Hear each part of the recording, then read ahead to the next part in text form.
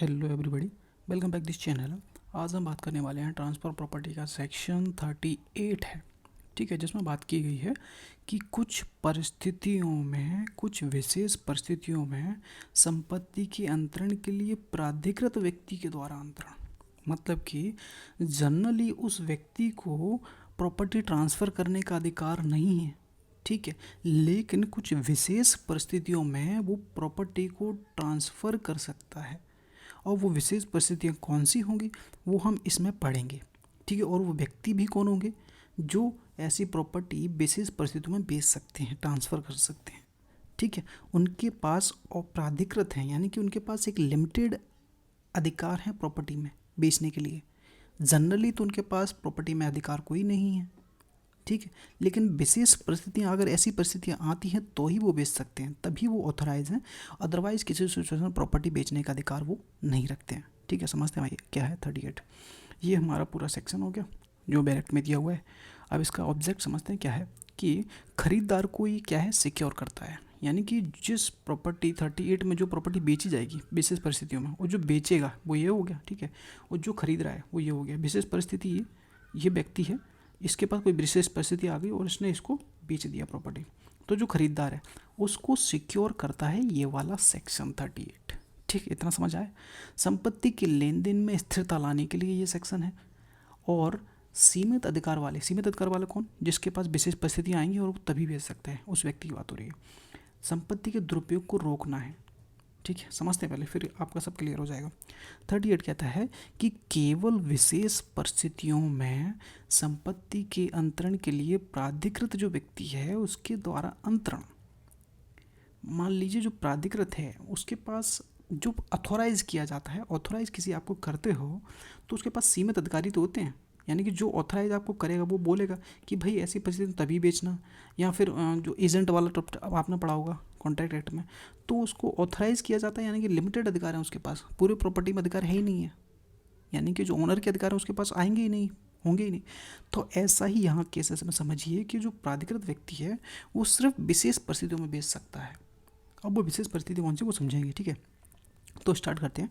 जब कोई सीमित अधिकार वाला कोई व्यक्ति, इसमें ये लोग सीमित अधिकार वाले हैं जो हम इस हमारे सेक्शन में बताया गया है। यहाँ आप पढ़ोगे तो यहाँ भी क्लियर इसमें आपको मिल जाएगा।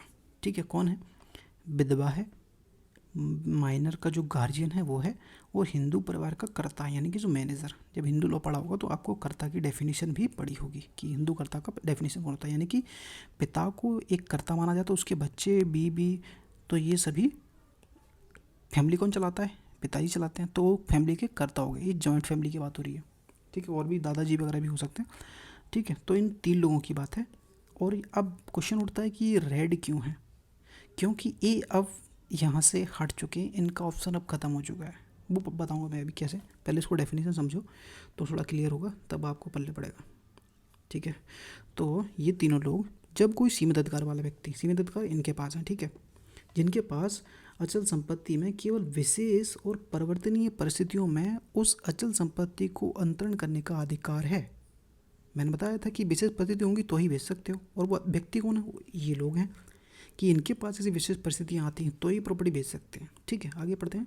यदि वह व्यक्ति इन विशेष परिस्थितियों का हवाला देते हुए, यानी कि सामने वाली पार्टी को बोलता है, परचेसर को, कि मेरे पास ऐसी विशेष परिस्थितियाँ हैं, मेरे को ज़रूरत है पैसे की और मेरे को बेचना है, मतलब उनको हवाला देता है, बोलता है कि ऐसी विशेष परिस्थितियाँ विद्यमान हैं, कि ऐसी परिस्थितियाँ हैं और मैं बेचना चाहता हूँ, तो वह अंतरण तभी वैध माना जाएगा।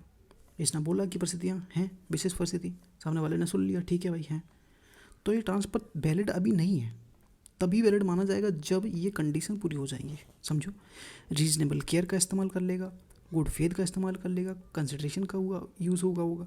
ये कौन करेगा, ये करेगा परचेसर। ठीक है, ये परचेसर को करना है, जो खरीदेगा उसको क्या करना है, अंतरिति ने उचित जांच की हो कि क्या ऐसी परिस्थितियाँ वास्तव में हैं। मतलब ये तो ऑथराइज है ना, ये लोग तो, इनको तो हटा देना फिलहाल है। ठीक है, याद रखना, वैसे पहले ये था, बस इतना याद रखना, अब इनको हटा दिया गया। तो ये लोग प्रॉपर्टी बेच रहे हैं, तो यहाँ पर अंतरिति को ये उचित जांच करनी है कि ऐसी परिस्थितियाँ वास्तव में हैं या नहीं है, यानी कि विशेष परिस्थितियाँ वास्तव में हैं या नहीं है बेचने के लिए। तो इसको रीजनेबल केयर का इस्तेमाल करना है परचेसर को, क्रेता को। सेकंड है गुड फेथ में, अंतरिति ने उस संपत्ति को गुड फेथ में खरीदा हो, यह नहीं कि ऐसी परिस्थितियाँ वास्तव में हो ही नहीं, तो यह धारा अंतरित को सुरक्षा देती है कि भले ही ऐसी परिस्थितियाँ अंतरणकर्ता द्वारा पूरी तरह से सही ना हो, लेकिन यदि अंतरित ने अगर उचित जांच की हो तो वो ट्रांसफ़र वैध हो जाएगा। बस आपको इन तीनों चीज़ों का ध्यान रखना है, और अगर बाई चांस आप इन तीनों का ध्यान नहीं रखते हो और ट्रांसफ़र कर देते हैं, ये सामने जो प्राधिकृत व्यक्ति ट्रांसफ़र कर देता है और जो अंतरित होता है वो प्रॉपर्टी ले लेता है, ठीक है, तो उस केसेस में क्या होगा, जो इसको ये चीज़ें साबित करनी पड़ेंगी कि मैंने रीजनेबल केयर का इस्तेमाल किया, गुड फेथ का इस्तेमाल किया, तो कंसिडरेशन का इस्तेमाल किया था, और अगर वो साबित नहीं करता है कि मैंने ये सब कोई यूज़ ही नहीं करा, तो ये सामने वाली पार्टी होंगी और इनसे जो मतलब इनसे जो अनुचित प्रभाव पड़ेगा, यानी कि ओरिजिनल जिसकी प्रॉपर्टी होगी वो क्या है, रेज कर सकता है, इनकी वॉइड करा सकेगा ट्रांसफ़र को। इसलिए परचेसर को इन चीज़ों का ध्यान रखना होगा प्रॉपर्टी खरीदते टाइम। ठीक, एग्जांपल भी है, वो भी क्लियर होगा अब। ठीक है, सेकंड हो गया। थर्ड है कंसिडरेशन। ऐसा अंतरण करते हैं, यानी कि जो प्राधिकृत व्यक्ति हैं, अंतरणकर्ता द्वारा प्रतिफल के लिए किया गया हो, ना कि दान के रूप में। दान के रूप में नहीं होना चाहिए, नहीं तो वो वर्ड करा लेगा, क्योंकि कंसिडरेशन होगा तभी बोनाफाइड माना जाएगा। ठीक है, समझते हैं क्या है मैटर। जब तक उपधारणा की जाएगी कि ऐसी परिस्थितियाँ वास्तव में अस्तित्व में थी, जब तक कि बात हम तथ्य प्रतिकूल साबित नहीं कर दिया जाता।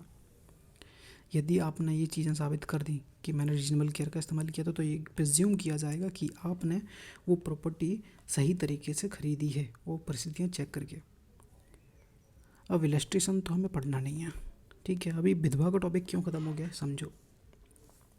वर्तमान में जो प्रेजेंट में लॉ है, हिंदू सक्सेशन एक्ट के लागू होने के बाद हिंदू विधवाओं को उनके पति की संपत्ति में पूर्ण स्वामित्व मिल जाता है, यानी कि फुल ओनरशिप मिल जाती है।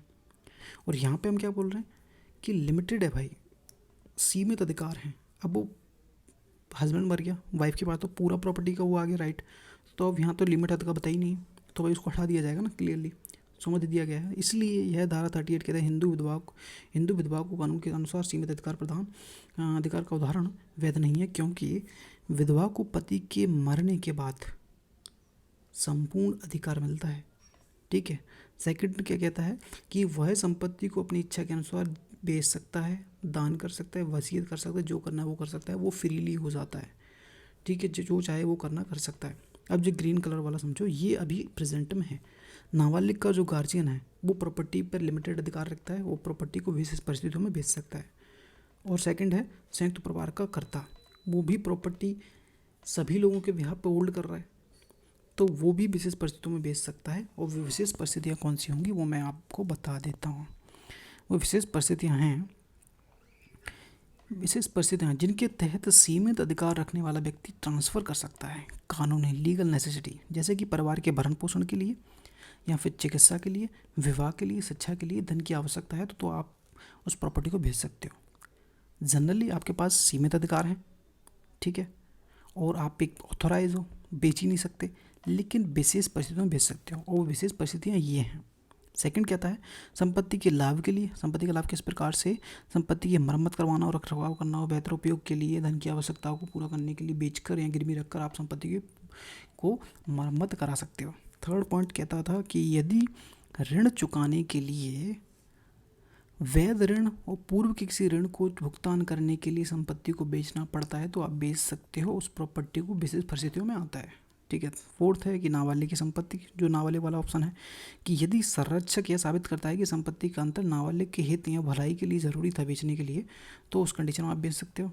फिफ्थ है कि संयुक्त परिवार के कर्ता यदि बेचना चाहता है परिवार के सामान्य खर्चों को पूरा करने के लिए, व्यापार में हानि हो गई उसको पूरा करने के लिए, और पारिवारिक ज़रूरतों को पूरा करने के लिए आप संपत्ति का ट्रांसफ़र कर सकते हो, और वो विशेष परिस्थितियाँ मानी जाएंगी। और अगर क्रेता ने इन सभी चीज़ों का इस्तेमाल कर लिया, यानी कि चेक करते टाइम, प्रॉपर्टी लेते टाइम कि रीजनेबल केयर का इस्तेमाल कर लिया कि भाई ऐसी परिस्थितियाँ है भी या नहीं है, गुड फेथ में किया है, कोई बेईमानी करने के उद्देश्य से नहीं किया है, वो कंसिडरेशन के साथ प्रॉपर्टी खरीदी है, तो वो प्रॉपर्टी जो इसके जो ओरिजिनल होंगी, प्रॉपर्टी की ओरिजिनल जो जिसको प्रभाव पड़ सकता है बेचने के बाद, वो व्यक्ति अगर ऑब्जेक्शन उठाते हैं, तो वो अगर क्रेता ने यहाँ पे इन चीज़ों का इस्तेमाल कर लिया, तो उनका ऑब्जेक्शन आपके ट्रांसफ़र को वॉइड नहीं करा पाएगा, और अगर आपने इनका इस्तेमाल नहीं किया तो वो ट्रांसफ़र को वॉइड करा सकते हैं, आपके पैसे जा सकते हैं।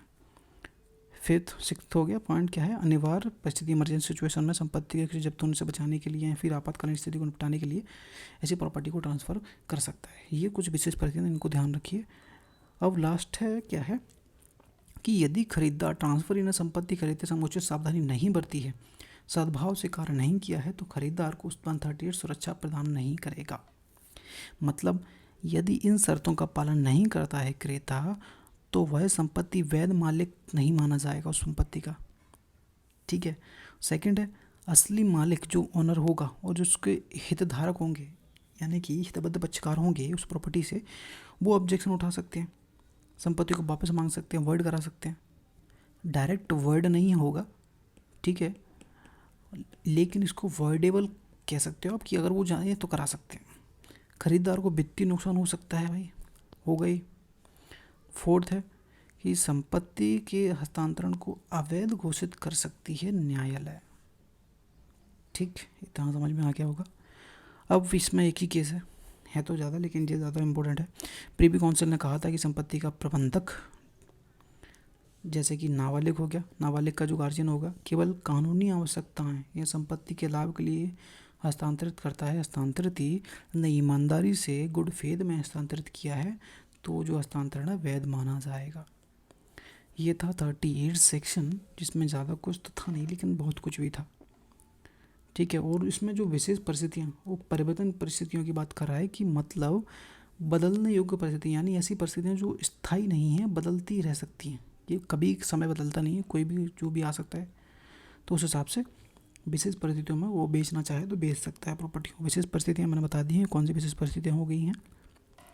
ठीक है। तो 38 क्या कहता है कि केवल विशेष परिस्थितियों में संपत्ति को अंतरण करने के लिए प्राधिकृत व्यक्ति के द्वारा अंतरण किया जा सकता है, और यदि क्रेता ने रीजनेबल केयर का इस्तेमाल किया है, गुड फेथ का इस्तेमाल किया है, कंसिडरेशन के साथ प्रॉपर्टी खरीदी है, तो जो प्राधिकृत व्यक्ति बेच रहा है और उसके जो इफेक्टेड प्रॉपर्टी से जो प्रभावित पक्षकार होंगे, वो प्रॉपर्टी को वर्ड ट्रांसफ़र को वर्ड करा सकते हैं यदि आपने इन चीज़ों का इस्तेमाल नहीं किया है, और अगर यदि किया है तो वो वर्ड नहीं करा पाएंगे। ये सेक्शन 38 परचेसर को, अंतरिती को सुरक्षा देता है। ठीक, तो ये सेक्शन 38 क्लियर होता है। वीडियो पसंद आई, वीडियो को लाइक करना, चैनल को सब्सक्राइब करना। मिलते हैं नेक्स्ट वीडियो में। ठीक है, थैंक यू।